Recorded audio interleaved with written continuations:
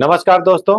दोस्तों, आप सभी हमेशा पूछते हैं कि एसआईपी करने के लिए कोई बेस्ट इंस्ट्रूमेंट बताइए।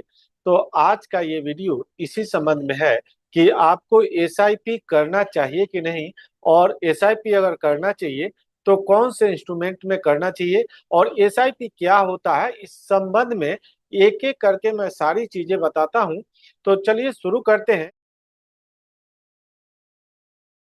सबसे पहले जानते हैं कि एसआईपी क्या है। दोस्तों, एसआईपी का मतलब होता है सिस्टमेटिक इन्वेस्टमेंट प्लान। और ये सिस्टमेटिक इन्वेस्टमेंट आप कहीं भी किसी भी फाइनेंशियल इंस्ट्रूमेंट में कर सकते हैं। जैसे आप अपने बैंक अकाउंट में भी एसआईपी कर सकते हैं। कैसे? आप सिंपली अपने बैंक अकाउंट में जाइए और अपने बैंक मैनेजर से बोलिए कि आपको एसआईपी करना है। तो आपके अकाउंट में एक स्टैंडिंग इंस्ट्रक्शन लग जाएगा। वो स्टैंडिंग इंस्ट्रक्शन इस तरह से होगा कि किस तारीख को कितना अमाउंट कट करके हर एक मंथ एक आरडी ओपन हो जाएगा। जैसे स्टेट बैंक में कहा जाता है एसटीडीआर, मतलब स्टैंडर्ड टर्म डिपॉजिट रिसिप्ट। और इस तरह से आपका हर एक मंथ एक एसटीडीआर बनते जाएगा, और आप दूसरे बैंकों में जाएंगे तो आरडी बनते जाएगा, और हर एक मंथ आपका उतना अमाउंट जमा होते जाएगा। और इस अमाउंट पर आपको एक सर्टेन पीरियड के लिए वो जो फिक्स अकाउंट पर रेट ऑफ इंटरेस्ट होता है, वही रेट ऑफ इंटरेस्ट आपको एसआईपी पर भी मिलता है। तो दोस्तों, इस तरह से आप बैंक में भी एसआईपी कर सकते हैं। इसके अलावे कई लोग म्यूचुअल फंड में एसआईपी करते हैं, और म्यूचुअल फंड भी एसआईपी के लिए एक बहुत बेहतरीन इंस्ट्रूमेंट है।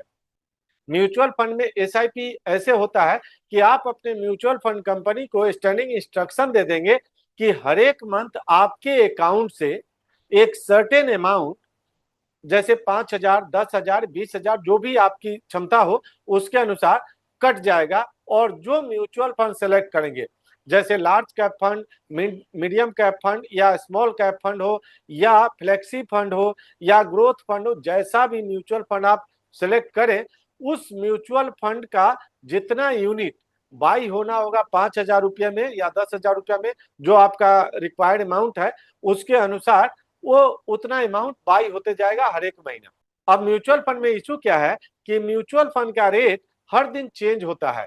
मतलब आज अगर म्यूचुअल फंड का रेट 250 रुपया है, तो कल हो सकता है कि 255 रुपये पर खुले।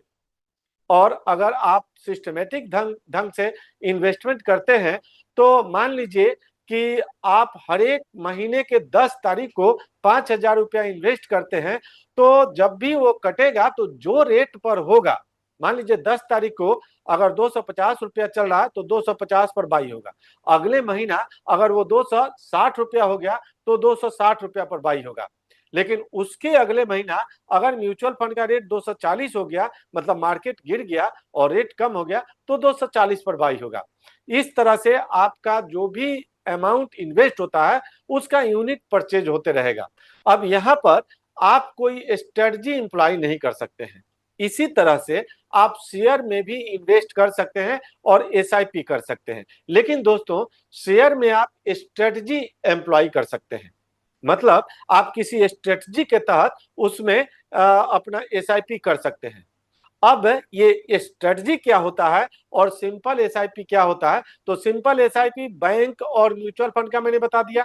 इसमें आपको कुछ करना नहीं है, बस एक स्टैंडिंग इंस्ट्रक्शन दे देना है। उस तारीख को आपका म्यूचुअल फंड या आपका बैंक वाला उतना आपके सैलरी से जो आपके अकाउंट में आता है उससे काट करके आरडी करते जाएगा बैंक वाला, म्यूचुअल फंड में इन्वेस्ट करते जाएगा। सिंपल। अब मैं बताता हूं स्टॉक या दूसरा सबसे बेस्ट इंस्ट्रूमेंट है, वो है ईटीएफ। ईटीएफ क्यों बेस्ट इंस्ट्रूमेंट है दोस्तों? वो है कि ईटीएफ एक एक्सचेंज ट्रेडेड फंड होता है। मतलब ये एक्सचेंज में ट्रेड होता है। ये एक ऐसा म्यूचुअल फंड की तरह का सिस्टम है। म्यूचुअल फंड की तरह का सिस्टम इसलिए बता रहा हूं कि ये जिस तरह से म्यूचुअल फंड एक बास्केट होता है, मतलब कई स्टॉक का एक पोर्टफोलियो होता है, उसी तरह ईटीएफ भी किसी न किसी इंडेक्स को ट्रैक करता है। और इंडेक्स कई स्टॉक का एक पोर्टफोलियो होता है, एक बास्केट होता है। आप अच्छी तरह जानते हैं, जैसे निफ्टी 50 है, तो निफ्टी 50 में 50 स्टॉक, इंडिया के लार्जेस्ट जो 50 कंपनियां हैं वो स्टॉक उसमें कंस्टिट्यूट करते हैं। तो आप अगर निफ्टी 50 पर आधारित कोई ईटीएफ में इन्वेस्ट करते हैं तो समझिए कि आप निफ्टी 50 के 50 कंपनियों में इन्वेस्ट कर रहे हैं।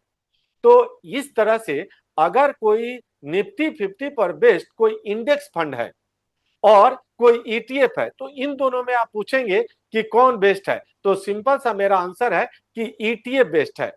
क्योंकि दोस्तों बहुत सिंपल सी बात है, इस बात को और डिटेल में समझाता हूं अपने स्क्रीन पर। दोस्तों जो इंडेक्स फंड होता है वो जैसे निफ्टी 50 पर बेस्ड कोई इंडेक्स फंड है तो उसका तो जस्ट वो इंडेक्स को ट्रैक करेगा, है ना। जिस तरह से इंडेक्स चल रहा है उस तरह से वो भी चलेगा। यहाँ पर बताऊं दोस्तों कि ये वीडियो प्योरली एजुकेशनल पर्पस के लिए है।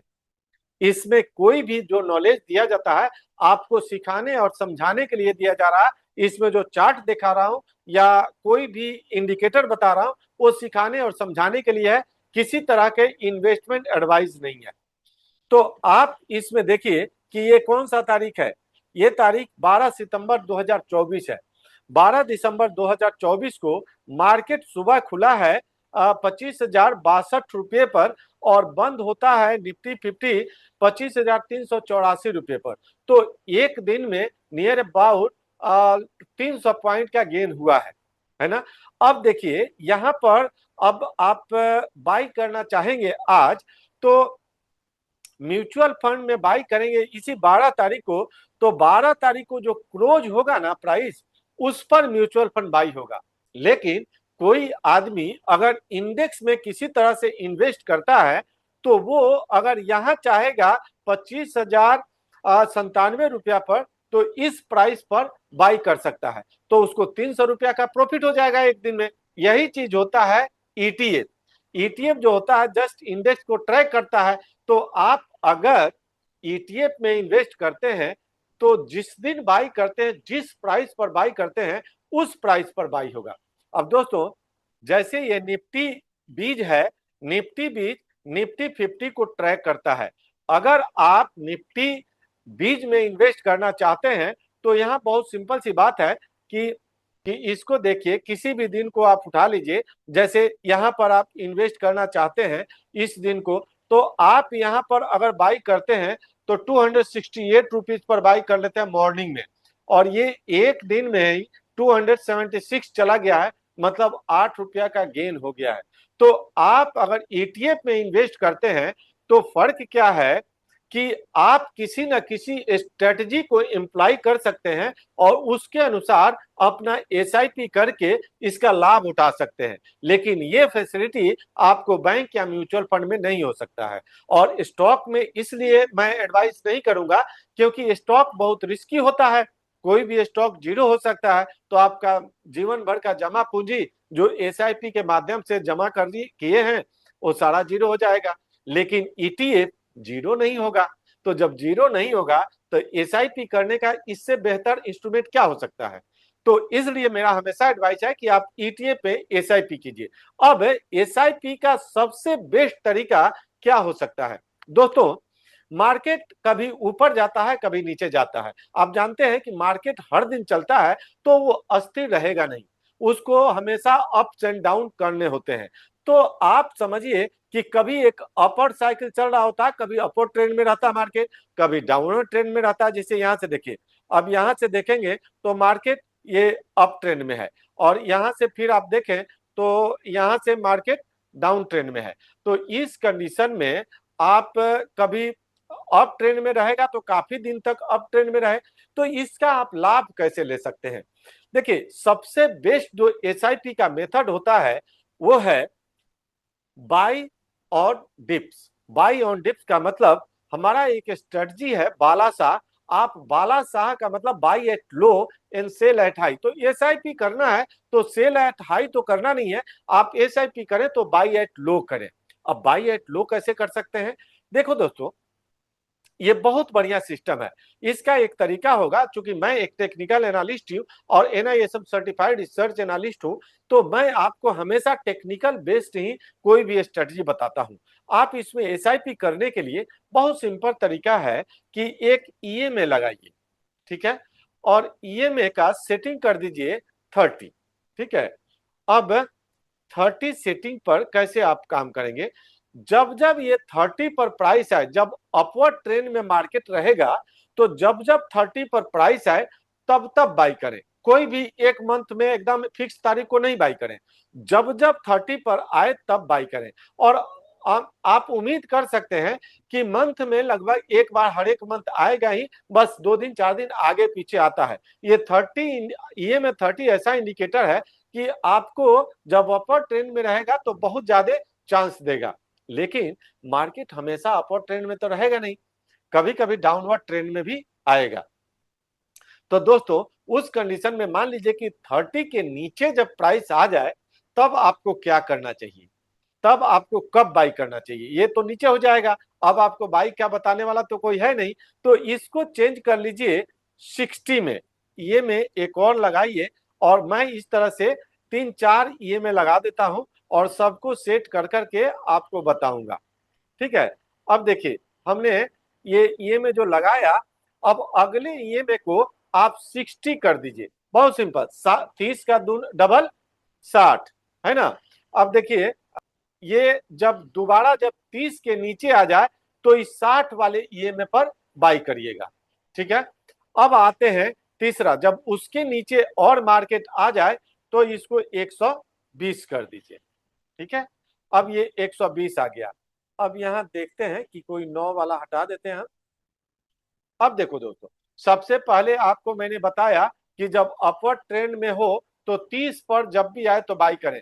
तो यहाँ आपको मिला 9 अगस्त को, फिर मिला 10 सितंबर को, फिर मिला आपको 3 अक्टूबर को। मतलब हर एक महीना देखिए, जून, जुलाई, जून जून में 2 बार मिल जा रहा है, उसके बाद अगस्त में मिल रहा है, और जुलाई में भी मिला, और अगस्त में भी मिला। तो इस तरह से आप जब भी देखेंगे, यहाँ मिला अप्रैल, यहाँ मिल रहा मई, यहाँ मिल रहा है 3 जून को, तो आपको हमेशा चांस मिलेगा महीना में। ठीक है, लेकिन जब मार्केट का ट्रेंड डाउन हो जाएगा तब क्या करेंगे कि तब आप 60 पर खरीदेंगे। पहला इन्वेस्टमेंट जब आप 30 पर खरीद के उसके नीचे मार्केट चला गया तो 60 पर खरीदेंगे। ओके, अब मार्केट तो मार्केट है, कोई जरूरी नहीं रहा है कि वहीं पर रहेगा, तो और नीचे गिर जाए, तब आप क्या करेंगे दोस्तों, इस ईएमए को 120 कर देंगे, जस्ट इसका डबल। और जब 120 को टच करेगा तब आप अपना नेक्स्ट ईएमआई उसमें डालेंगे, मतलब नेक्स्ट इंस्टॉलमेंट जो है इसमें इन्वेस्ट करेंगे।